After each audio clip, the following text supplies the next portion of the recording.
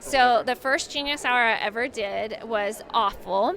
I, asked the kids, I said, so what are you passionate about? And we had a bunch of I'm passionate about kittens. And so I had a bunch of kitten posters, and like a kid was passionate about volcanoes. And so he did a diagram, and I'm like, so this is like nothing what I expected it to be like. So I read Pure Genius by Don Wettrick. And so I started asking kids, so if you're passionate about kittens, what can you do to improve the life of kittens or change the world or your community using your passion?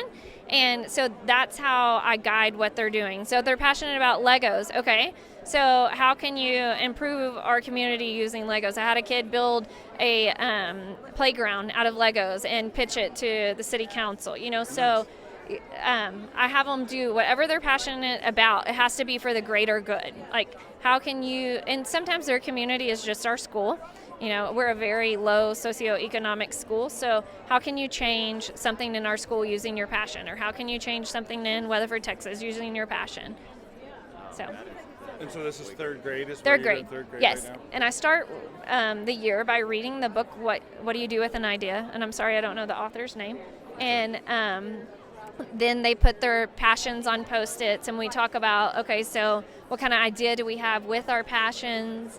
And they, here is all their Post-its they put on there. And then they, find like-minded people that are interested in the same thing and they collaborate. I do make them reach out to an expert.